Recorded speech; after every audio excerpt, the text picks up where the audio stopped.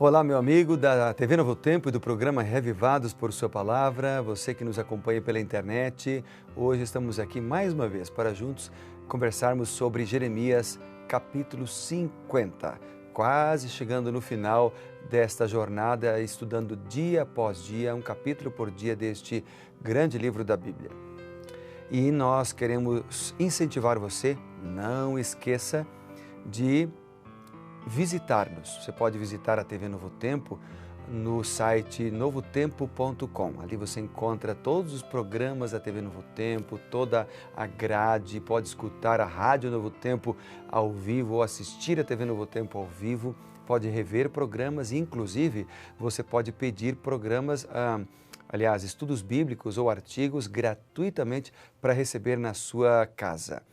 Será realmente um prazer recebê-lo. Você pode visitar-nos também na nossa rede de internet, no Twitter, no Facebook ou no Instagram, no endereço PR Evandro Fávero. E gostaria de orar com você agora, pedindo a bênção do Senhor para compreendermos este capítulo de hoje. Vamos orar? Querido Pai, muito obrigado por mais uma oportunidade de estudarmos a Tua Palavra.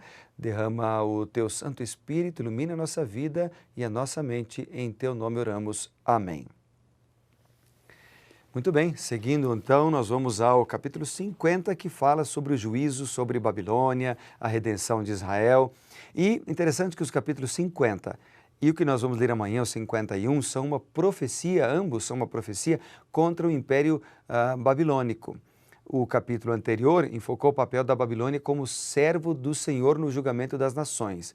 Agora, esses dois, o de hoje e o de amanhã, eles falam sobre a ruína iminente de Babilônia e a derrota dos seus deuses, principalmente Marduk, o deus que era o deus da cidade, da nação, e também a restauração dos judeus. Esses capítulos apresentam a restauração dos judeus para a sua terra natal. Vamos então ao primeiro verso. Verso 1 diz: Palavra que falou o Senhor contra a Babilônia, contra a terra dos caldeus, por intermédio de Jeremias, o profeta. Olha, esse verso para mim é fantástico, porque a palavra não é de Jeremias, a palavra é do Senhor, mas a palavra é transmitida para os seres humanos através do homem Jeremias, através do profeta. Então, Deus é o agente, aquele que transmite a mensagem. O profeta é simplesmente o mensageiro que leva a mensagem do Senhor. E Deus faz isso ainda hoje conosco. Ele nos usa para levarmos a mensagem de esperança como instrumentos seus para pessoas que estão desanimadas, para pessoas que não sabem o caminho, para pessoas que às vezes estão precisando de um ombro amigo. Deus quer usar a cada um de nós. No caso aqui, Deus usou Jeremias como seu instrumento para levar a mensagem aos caldeus. Os caldeus ou babilônios foram vassalos da Síria até a revolta de Nabopolassar, que obteve o controle de Babilônia no ano 626 a.C. Depois, Nabucodonosor, que foi filho de Nabopolassar e sucedeu seu pai em 605 a.C., ele foi o monarca mais forte que reinou por mais tempo. Agora, após a morte de Nabucodonosor, a nação sofreu um grande declínio. Em 539, por exemplo, a.C., ela foi conquistada por Ciro, aparentemente sem muito esforço. Então, o verso 2 e 3 continua dizendo: Anunciai entre as nações, fazei ouvir e arvorai estandarte, proclamai, não encubrais, dizendo: Tomada é a Babilônia, Bel está confundido e abatido, Merodach, cobertas de vergonha, estão as suas imagens, e os seus ídolos tremem de terror. Porque do norte subiu contra ela uma nação que tornará deserta a sua terra e não haverá quem nela habite. Tanto os homens como os animais fugiram e se foram. Então aqui aparece logo no início, no versículo 2 e 3, aparece um título apresentado a Baal, que significava Senhor. Ele é utilizado para Merodach, outro nome da divindade padroeira, digamos assim, da Babilônia. Eles tinham vários ídolos, vários deuses, Marduk, por exemplo. Então, o texto começa com uma difamação aos deuses da Babilônia. O termo traduzido como deuses aqui significa, é um termo sujo, feio, fezes de animais. Os profetas hebreus falavam abertamente É isso que significa, né? Abertamente contra os ídolos. E eles usavam até de sarcasmo. A nação invasora, por exemplo, que veio do norte, não é mencionada. No entanto, com base em registros históricos, sabemos que Ciro atacou a Babilônia a partir do norte para derrotar a cidade de Sipar. Depois temos os versos 4 e 5. Naqueles dias, naquele tempo, diz o Senhor, voltarão os filhos de Israel, eles, os filhos de Judá juntamente, andando e chorando. Virão e buscarão o Senhor, o seu Deus. Perguntarão pelo caminho de Sião, pelos rostos voltados para lá, e dirão, vinde e unamo-nos ao Senhor, em aliança eterna que jamais será esquecida.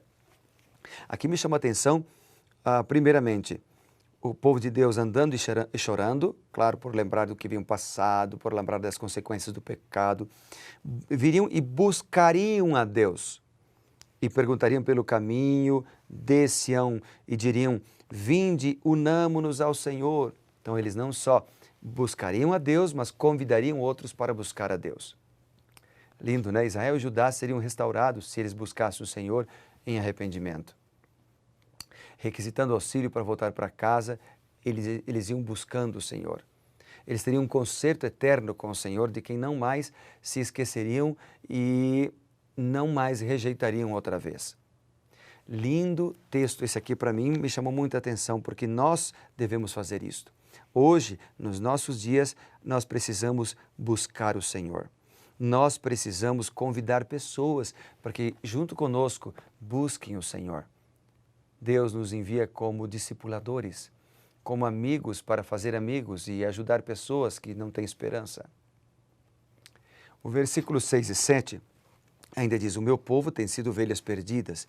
Seus pastores as fizeram errar e as deixaram desviar os montes. Do monte passaram ao outeiro e esqueceram-se do seu redil. Todos os que as acharam, as devoraram, e os seus adversários diziam, culpa nenhuma teremos, porque pecaram contra o Senhor. O termo pastores aqui refere-se aos príncipes, aos sacerdotes, aos profetas da nação, aos líderes que estimularam o povo a pecar contra o Senhor. Sua verdadeira fonte de esperança e sustento era o Senhor, mas os líderes não ajudaram o povo. É triste ver líderes que andam longe de Deus. É triste ver líderes que não buscam o Senhor. E se eu falo para você que é líder da igreja, ou um líder voluntário, ou um líder assalariado, você tem muita responsabilidade. Deus espera de você fidelidade. Uma grande tragédia é ter líderes infiéis, porque os líderes infiéis, eles fazem desviar o povo do Senhor. Por isso, nós precisamos buscar a Deus de maneira mais intensa. Por isso, precisamos viver os princípios do Evangelho de maneira intensa na nossa vida. O versículo 8 a 9, por exemplo, aqui eles vêm dizendo, suscitarei e farei subir contra a Babilônia um conjunto de grandes nações da terra do norte, se porão em ordem de batalha contra ela, assim será tomada, as suas flechas serão como de destro guerreiro, nenhum tornará sem efeito. O discurso aqui volta-se para os judeus, queriam fugir da Babilônia como carneiros de um rebanho.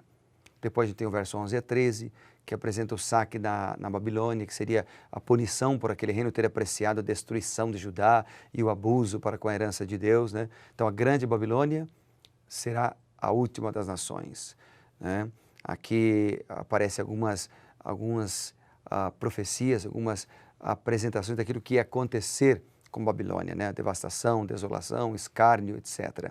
Então, chegamos daí os versículos 14 até o 16, onde nós encontramos aqui uma declaração de que os inimigos atacariam por todos os lados, à medida que aquela que havia sido o instrumento de Deus se tornaria agora um objeto da sua ira. E aí vem os versos 17 a 20 do capítulo 50. Nessa sequência, nessa parte, o Senhor havia utilizado Babilônia para punir a Síria por deportar Israel. Agora utilizaria outro inimigo vindo do norte para trazer um castigo sobre Babilônia. O resultado seria a restauração de Israel e de Judá, o perdão das suas iniquidades, o perdão dos pecados, que tinha sido o motivo da sua ruína. Dos versos 21 até o 28, nós vemos aqui a situação ela mudaria para a Babilônia. Então o texto diz que o martelo estava prestes a ser quebrado e destruído de todo. Seja o Senhor, Jeová dos exércitos, havia lançado suas armas de vingança sobre a cidade através do seu servo Ciro. O que o texto apresenta aqui para mim hoje é que, ao ler esse capítulo, eu entendi que tudo passa.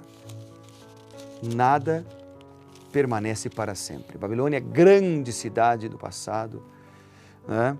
A grande capital do império que dominou o mundo de então, foi destruída e nunca mais se levantou.